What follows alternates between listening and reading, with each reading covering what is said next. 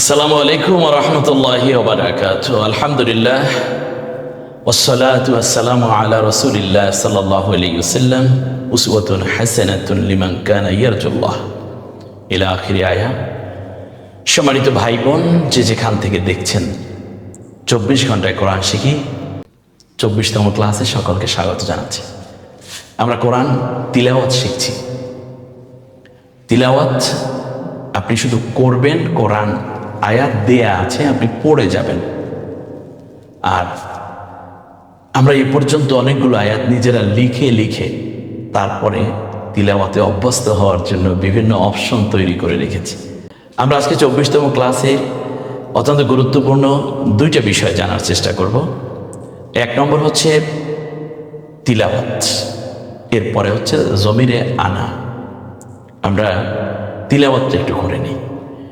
মজার ব্যাপার কি জানেন, আপনি যদি ছোট্ট করে একটা শব্দ শিখে ফেলেন, কোরআনের ওই শব্দ যত আছে সবই আপনার শিক্ষা হয়ে গেল। অন্যান্য ক্লাসের মতো কোরআন নয়। যেমন 2 এর বাচ্চারা 10 এর অঙ্ক করতে পারে না, 8 এর স্টুডেন্টরা আইয়ের বা ডিগ্রির অনার্সের বিভিন্ন থিওরি তারা বোঝে না। ক্লাস যখন চেঞ্জ হয় তখন পড়াটা তার কাছে একটু আস্তে আস্তে আস্তে আস্তে করে কঠিন হতে থাকে।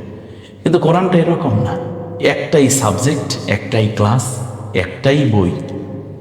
আর বাংলাদেশের আলিফ যেরকম, সৌদি আরবের আলিফ একই রকম। বাংলাদেশে মিন লিখতে যা লাগে ঠিক লন্ডনেও মিন লিখতে তাই লাগে। সৌদি আরবে মাক্কা লিখতে যে শব্দগুলো ব্যবহার করে, বাংলাদেশেও মাক্কা লিখতে সেই অক্ষরগুলোই ব্যবহার করা। অতএব আপনি একটা শব্দ শিখে ফেলা মানে সব। আমার অভিজ্ঞতা, আপনি যদি একটা রুকু তিলাওয়াত সুন্দর করে করতে পারেন তাহলে 540টি রুকু কোরআনে আছে। বাকি 539টি রুকু আপনি অনায়াসে তিলাওয়াত করে যেতে পারবেন। অতএব কোনো ভয় নেই, শুধুমাত্র আমার সাথে থাকুন। আসুন আমরা দেখে নেই কোরআন তিলাওয়াত। কোরআন তিলাওয়াতের মধ্যে আমরা কি কি পাবো আজকে? সূরা বাকারা, কোরআনুল হাকিমের সূরা বাকারা, এখান থেকে আমরা নিয়েছি। মাদানী যুগে অবতীর্ণ এই সূরাটা। আমরা 286টা রুকু আছে, আয়াত আছে, রুকু আছে 40টি। আসুন আমরা সরাসরি চলে যাচ্ছি এখানে।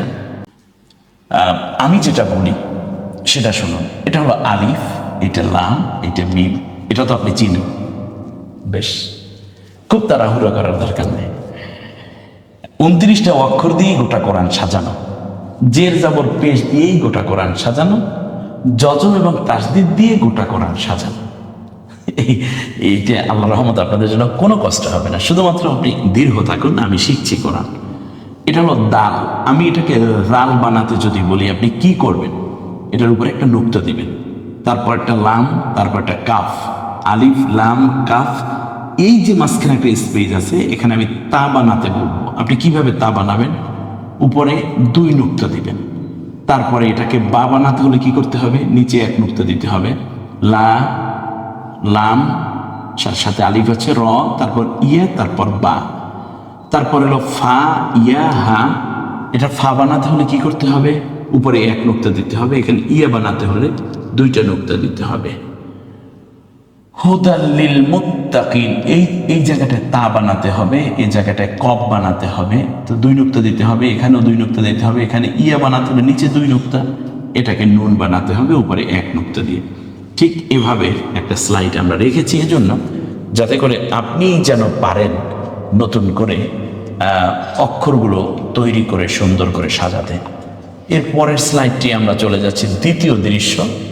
ওই যেভাবে নুক্তা দিতে বলা হয়েছে সেইভাবেই নুক্তা আছে, আলহামদুলিল্লাহ। আমি আপনাদের কাছে জানতে চাই যে অক্ষরগুলো আপনি চিনেন কিনা। সর্বপ্রথম তিলাওয়াতের ফার্স্ট ধাপটাই হলো এই। আমরা প্রথমেই এত বছর কোরআন পড়তে পারিনি, হঠাৎ করে একেবারে একসাথে কোরআন পুরো পড়ে ফেলতে চাই, এটা হবে না।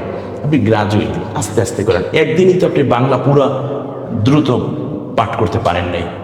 এরপরে একদিনে তো আপনি ইংলিশ খুব দ্রুত পঠন করা আপনার দ্বারা সম্ভব হয়নি, সেজন্য আরবিটাও হবে না। কিন্তু অন্য যে কোনো পড়া থেকে আরবিটা খুব সহজ। আপনি দেখেন, আমি একটা শুধু উদাহরণ দিই। যেমন দেখুন, যদি আমি বলি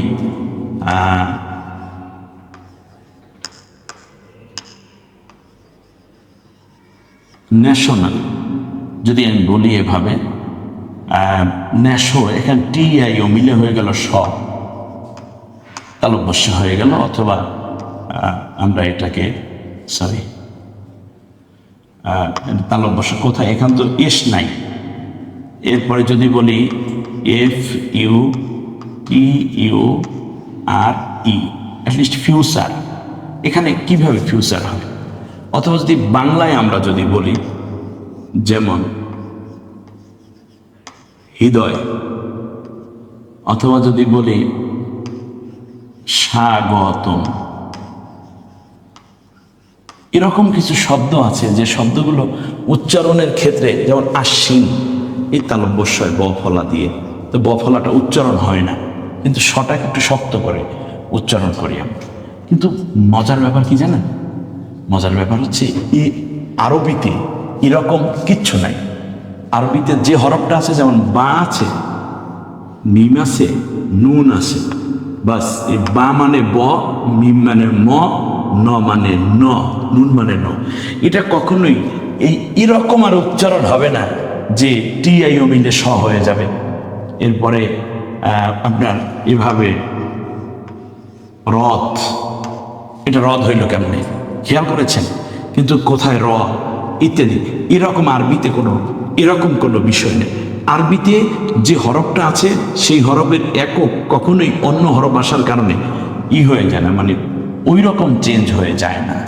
এটা একটা মজার ব্যাপার।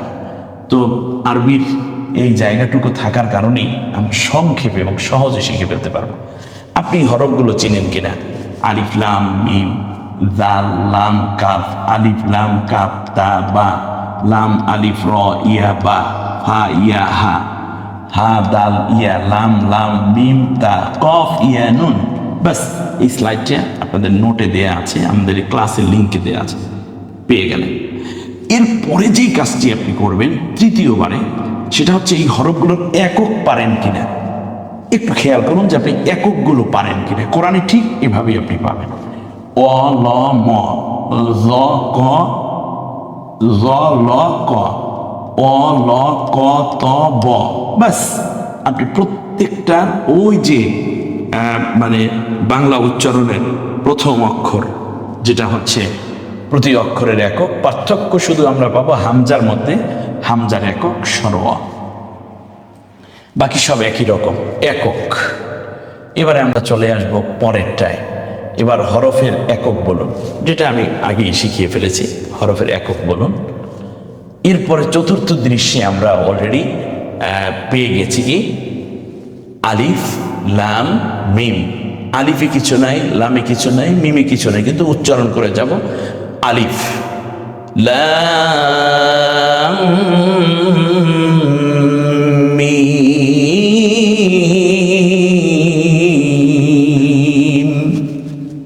চার আলিফ, লামে চার আলিফ, মিমে চার আলিফ, বাস। এরপরে হলো র, আকার দিলে রা, খাড়া আকারের কারণে এক আলিফ টেনে বলবো এবং রালটা আমরা নরম আওয়াজে বলবো। রা, লকে রস্বীকার দিলে লি, ককে আকার কা, কারণ কাফের একক ক। দালিকা, দালিকা, কার পরে আলিফ আছে, লাম আছে, কারণ কাফের সাথে তো আর আলিফ নেই, এই আলিফে কিছু নাই, আমারও কোনো চিন্তা নেই। কা থেকে আমি চলে যাব লয়ের কাছে, এলো কা আর এ হলো ল। লটা হবে হসন্তের মতো, যেহেতু যজম হসন্তের কাজ করে, তাহলে কাল, ককে রস্বীকার, তকে আকার, কি তা বু, লা, যজবের জবরের পরে খালি আলিফ, আমরা এক আলিফ টেনে বলবো লা, রকে আকার দিয়ে র, তারপর রস্বই রই, বকে আকার বা, লা রইবা, লা রইবা, এক আলিফ টেনে বলবো লায়ের মধ্যে র, তারপর রস্বই রই, বকে আকার বা, লা রইবা, সোয়া লাম ইয়া, সাল্লাল্লাহু আলাইহি ওয়াসাল্লাম, নিচে জিম দেয়া আছে, মানে জায়েজ। এটা হচ্ছে জ্যোতি চিহ্ন। এটা নিয়ে আমরা একটা ক্লাসে ইনশাল্লাহ আলোচনা করব যে কোরআনের মধ্যে যেমন আপনাদের দাড়ি, কমা, কোলন, সেমিকোলন, ড্যাশ, এরপরে উদ্ধার পেন ইত্যাদি যেগুলো থাকে, উদ্ধার কমা, হাই পেন, এই যে জ্যোতি চিহ্ন যেগুলো কোরআনের মধ্যে এগুলো আছে, আমরা এগুলো দেখে নেব। সাল্লাল্লাহু আলাইহি ওয়াসাল্লাম, রাসূল সাল্লাল্লাহু আলাইহি ওয়াসাল্লাম এখানে জায়েজ মনে করেন থামাকে, এই জন্য এই চিহ্নটা দেয়া আছে। ফি, ফকে রস্বীকার দিয়ে ফি, জেরের পরে ইয়া সাকিন, আমরা এখানে ইয়ার একক চিন্তা না করে আমরা এটাকে জেরের মাদের জায়গা মনে করব, জেরের পরে ইয়া সাকিন। ফি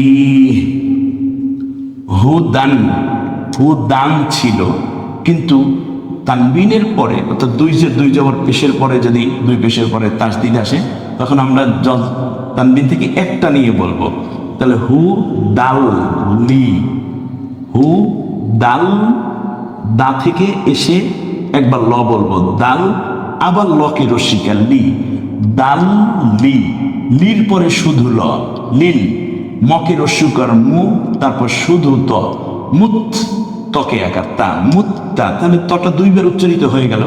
যে অক্ষরের তাসদিদ এটা দুইবার উচ্চারিত হয়, কিভাবে? পূর্বের হরফের সাথে মিলে একবার, আর নিজের হরকত যেটা আছে সেইটা সহ একবার। এখানে হরকত আছে জবর, তাহলে মুত্তা, মুত্তা, ককে রস্বীকার কি, জেরের পরে ইয়া সাকিন, একালিপ টেনে বলবো, কিন্তু এটা থেমে যাওয়ার জায়গা বিধায় আমরা 3 আলিফ পর্যন্ত টানতে পারবো। হুদাল লিল মুত্তাকিন,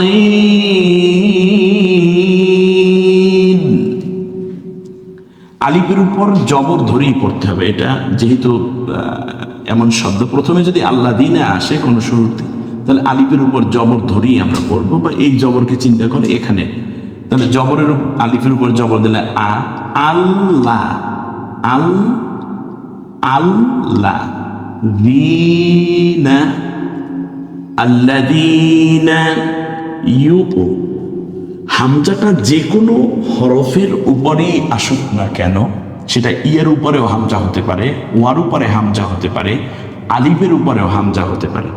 যখন যে অক্ষরের উপরে আসুক না কেন, আমরা সবাই মনে রাখবো এটা, যে হামজা যে অক্ষরের উপরে আসুক হামজাই প্রায়োরিটি পাবে। এখানে ওই যে অক্ষরের উপরে আসছে সেই অক্ষরটা না, তাহলে ইউ, ইউ, ইয়ার উপর পেশ দিলে ইউ, তারপর হামজা সাকিন, ইউ, মকে রস্বীকার মি, নকে রস্যুকার নু, পেশের পরে ওয়াও সাকিন। এখানে কি করতে হবে? এখানে আমরা ওয়ায়ের একক চিন্তা করব না, আমরা মনে করব পেশের পরে যেহেতু ওয়াও সাকিন, এই জন্য আমরা একালিফ টেনে বলবো, নু, নকে আকার না, ইউ মিনুন, আল্লাযীনা ইউমিনুনা, আল্লাযীনা ইউমিনুনা, বি, আলিফ আছে, কোনো চিন্তা নেই, আলিফে কিছু নাই, আমার কোনো চিন্তা নেই। এটা যদি জবর হতো আলিফের উপরে, বায়ের উপরে, তাহলে আমরা এক আলিফ টেনে বলতাম, কিন্তু এটা হলো জের, জেরের পরে আলিফ, মানে আমার টানার দরকার নেই। পরের হরফ হলো ল, তাহলে বকে রস্বীকার দিয়ে বি, আর এখানে আছে শুধু ল, তাহলে হয় কি বিল, গকে আকার গ, তারপরে ইয়া সাকিন, গই, জেরের পরে ইয়া সাকিন হলে একালিফ টানতে হতো, এটা আপনাদের মনে আছে। যেমন পেশের পরে ওয়াও সাকিন হইলে একালিফ টানতে হয়, জবরের পরে খালি আলিফ হলে একালিফ টানতে হয়, কিন্তু এখানে আছে জবরের পরে ইয়া। সূত্রটা ছিল জেরের পরে ইয়া হইলে একালিফ টানে, যেমন এখানে জেরের পরে ইয়া, এখানে আছে হলো জবরের পরে ইয়া, অতএব কোনো টান নেই। তাহলে গয়, ইয়ার একক বলুন, গয় বি, বিল গয়বি, আল্লাযীনা ইউমিনুনা বিল গয়বি, ওয়া ইউ কি, জেরের পরে ইয়া সাকিন, ককে রস্বীকার দিয়ে কি, জেরের পরে ইয়া সাকিন, একালিফ টেনে বলি কি, মুনা, একালিফ টানলাম কেন? কারণ পেশের পরে ওয়াও সাকিন, মকে রস্যুকার দিয়ে মু, ইউকিমুনা, নার পরে আলিফ লামে কিছু নাই, আমারও কোনো চিন্তা নাই। না থেকে সোজা সদের কাছে চলে গেলাম, না স লা, ওয়াই কিছু নাই, আমারও কোনো চিন্তা নাই। লটাকে একালিপ টেনে বলবো কারণ খাড়া জবর। সলাতা, গোলতা এটা তা, সলাতা। অমিম্মা, মিম্মা, এখানে 3টা মিম আছে টোটাল, একটা মিম আর এখানে 2টা মিম। তাহলে প্রথম মটাকে রস্মিকা দিয়ে মি বলে ফেলি, তার সাথে পরের মটাকে যজমের মতো প্রথম দিকে আসব মিম, তারপর মকে আবার আকার দেব কারণ তার চিহ্নের উপরে জবর আছে। তাহলে মকে আকার দিয়ে মা, তাহলে মিম মা, তাহলে 3টা ম হয়ে গেল। মিম মা, মি ম মা, মিম্মা। ওয়ামিম্মা, র, ঝাক, ঝাক, ঝকে আকার কলকলা করে কফ বা জিম দাও তহ কফ, 5টা হরফে তার যজম হলে কলকলা করে পড়তে হয়। রাযাক না, না হুম, নকে আকার দিন, হকের উস্যুকার, তারপর শুধু ম, রাযাকনাহুম। ইউন, ইউন, ওই ফাও কফ কাপ নুন সাকিনের পরে ফা এসেছে, এই জন্য নটাকে অনিশ্বারের মতো করে চন্দ্রবিন্দু নিয়ে পড়তে হয় এভাবে। ইউন ফি কুন, وَمِمَّا رَزَقْنَاهُمْ يُنْفِقُونَ।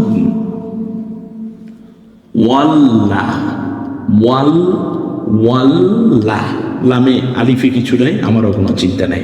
ওয়া থেকে লতে চলে আসেন, এটা তো লাম, তো লামের একক ল, ওয়াল লা, লাম 2 বার উচ্চারিত হয়ে গেল। ওয়াইয়ের সাথে মিলে একবার ল যজমের মতো, আর লকে আবার আকার লা, ওয়াল্লা।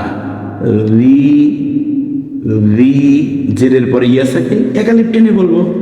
দালটা নরম আওয়াজে বলি, জিহ্বার আগা সামনের দাঁতের উপরের মারের আগার সাথে মিলে। রি, ওয়াল্লাযীনা ইউমিনুনা বিমা, 3 আলিফ টানবো। উনজিলা ইলাইকা, ওয়ামা, কয় আলিফ? 3 আলিফ। ওয়ামা উনজিলা মিন ক্বাবলিক ওয়াবিল আখিরাতি হুম ইউকিনুন। আলহামদুলিল্লাহ, আমরা তিলাওয়াতটা হয়ে গেল। এমনি করে করে আরো ভেঙে ভেঙে, আমি তো আস্তে আস্তে পড়েছি, আপনারা এর চেয়েও আস্তে আস্তে, আপনার ওস্তাদ জি পরে এত আস্তে, আপনি আরো আস্তে করবেন, তারা দরকার নেই। এই একটা লাইন পড়ে ফেলেন, একটা লাইন দরকার নেই, আপনি এই 5টা হরফ পড়েন। এমনি করে করেই তো কোরআন তিলাওয়াত করতে হয়, একই সাথে তো সব পড়া যাবে না। হ্যাঁ, এখন প্রশ্ন হলো এগুলো কেন দাগ দেয়া হলো? অবশ্যই আপনারা আইডেন্টিফাই করে নেবেন, এটা 4 আলিফ, এজন্য এখানে 1 আলিফ টান, এখানে 1 আলিফ টান। এই হুদান ইয়েটা উচ্চারিত হবে না, এটা গলায় ছেড়ে দিয়ে জন্য র, ওই আকার দিলে মানে আকারটা উচ্চারিত না হয়, রই থেকে যাবে, এই জন্য এরকম। এখানে যাওয়ার পরে আমরা এখানে অনুবাদ দেয়া আছে, আলহামদুলিল্লাহ, এগুলো আপনারা পেয়ে যাবেন। হচ্ছে প্রত্যেকটা যতটুকু তিলাওয়াত শেখানো হবে তার অনুবাদ, শানে নজুল, এবং সেই কোরআন থেকে আমরা কি শিখলাম। আপনি দেখুন লা, কোরআনের মধ্যে আপনি যদি একটা লা চিনতে পারেন তাহলে 3093টা লা আছে, একসাথে 3093টা পড়া শেষ হয়ে গেল। আপনি যে জালিকা বুঝেন তাহলে 481টা জালিকা আপনি বুঝে ফেললেন, মানে 61টা। এভাবে আপনি দেখুন কতগুলো আছে এখানে। এরপরে হচ্ছে যতগুলো শব্দ আছে আমরা দেখেছি, এখান থেকে একটু আইডেন্টিফাই করেছি। মিন, একটা মকে রস্মিকা শুধু না, মিন যদি একটা পারেন তাহলে 3072টা মিন আছে কোরআনের মধ্যে, একসাথে আপনি মিন বুঝে ফেললেন। সুবহানাল্লাহ, এত সুন্দর সুবিধা থাকার পরেও আয়াতের শিক্ষাটা কি আমরা আপনারা নোট থেকে জেনে নেবেন। জমিরে আনাটা আমরা একটু জেনে নিই একবার। জমিরে আনা, আনা শব্দটি অন্য কোনো শব্দের বেলায় না, অন্য কোনো শব্দ না, শুধু আনা। এই কোরআনে যত স্থানে আছে কোনো জায়গায় টানা যাবে না, শুধু 4 স্থানে আপনি টানবেন। যেমন অমা আনা মিনাল মুশরিকিন, এখানে নুনে জবর আছে কিন্তু আপনি টানবেন না, টানতে পারবেন না। এই যে না বলতে পারেন ওস্তাদজি এখান তো জবরের পরে খালি আলিফ আছে, তাই আমি টানবো না কেন? না, অন্য কোথাওই টানবেন না, শুধুমাত্র এটা তাজবিদের নিয়ম অনুযায়ী শুধুমাত্র আপনি 4টা জায়গায় টানতে পারবেন। এছাড়া কোরআনের আর কোনো জায়গায় ওইভাবে নুনের সাথে আলিফ থাকলেও টান হবে না। তাহলে 1 নম্বরে হচ্ছে আপনি টানতে পারবেন কোথায়, সেটা হলো আমার এই কোরআন যেটা আমি আপনাদেরকে দিচ্ছি আল কোরআনুল হাকিম, সেটা বইয়ের মধ্যে পৃষ্ঠা নম্বর 431-এ পাবেন। দেখি একবার একটু দিয়ে দেই। যে এই যে আল কোরআনুল হাকিম যেটা আছে, আপনারা এখান থেকে এই কোরআনটার অন্যান্য কোরআনের হিসাব পৃষ্ঠা নাম্বার তো আমার কাছে হিসাবভাবে দিতে পারবো না, এটা আপনারা সংগ্রহ করতে পারলে এখান থেকেই নিতে পারবেন ইনশাল্লাহ। আর এই পুরো স্লাইডগুলো মূলত এখান থেকেই নেওয়া, খুব মানে যেন আপনারা পড়তে পারেন সেভাবে সহজভাবেই এটা বিন্যস্ত করা হয়েছে অক্ষরগুলো। আনাবা 431 নম্বর পৃষ্ঠা সূরা লোকমান আয়াত নম্বর 15 লাইন নম্বর 9, এখানে মিন আনাবা ইলাইয়া, দ্বিতীয় হচ্ছে মান আনাবা ইলাইয়া, না আমরা যেটা দেখলাম মান আনাবা ইলাইয়া। এরপরে হচ্ছে দ্বিতীয় হচ্ছে পৃষ্ঠা নম্বর 461 সূরা জুমার 17 নম্বর আয়াত, লাইন নম্বর হচ্ছে এই যে 15টা লাইন আছে আমার এই কোরআনটায়, আলহামদুলিল্লাহ হাফিজ স্ট্রেন। তো সেখানে আপনি পাবেন হচ্ছে লাইন নাম্বার হচ্ছে আনাবু, লাইন নম্বর 8, ওখানে আইডেন্টিফাই করা আছে আলহামদুলিল্লাহ, কোরআনেরও ওখানে লেখা আছে। আর একটা পাবেন হচ্ছে আনা মিলা, পৃষ্ঠা নম্বর 66 আলী ইমরান 119 নম্বর আয়াত 10 নম্বর লাইনে আপনি এটা পাবেন। আর শেষটা হবেন আনা সিগা, সূরা ফুরকান পৃষ্ঠা নম্বর 365 আয়াত নম্বর। বাস, তাহলে এমনি করে করি এক দিন এক একটি বিষয় নিয়ে আপনাদের সামনে আমরা ইনশাল্লাহ আসবো। আর তাসবিদের কিছুই বাকি থাকবে না। মজার ব্যাপার হচ্ছে আপনি যে কখন কোরআন শুদ্ধ করে তাসবিদ শিখেছেন, ইতিমধ্যে অনেকগুলো জিনিস দেওয়া হয়ে গেছে, কিন্তু সহজেই এবং খুব বুঝের মধ্যে থেকেই যেন দেওয়া যায় সেই চিন্তাটাই মূলত মাথায় বারবার রেখেছি। আল্লাহ রাব্বুল আলামিন আমাদের সবাইকে সহিশুদ্ধভাবে যেন কোরআনের এই সুধা গ্রহণ করে আল্লাহর রহমতে ধন্য হতে পারি, সেই তৌফিক আমাদের সকলকে আল্লাহ দান করুন এই কামনা করে আজকের মতো বিদায় নিচ্ছি 25তম ক্লাস দেখার আহ্বান রেখে। আল্লাহ হাফিজ, আসসালামু আলাইকুম ওয়া রাহমাতুল্লাহি ওয়া বারাকাতুহু।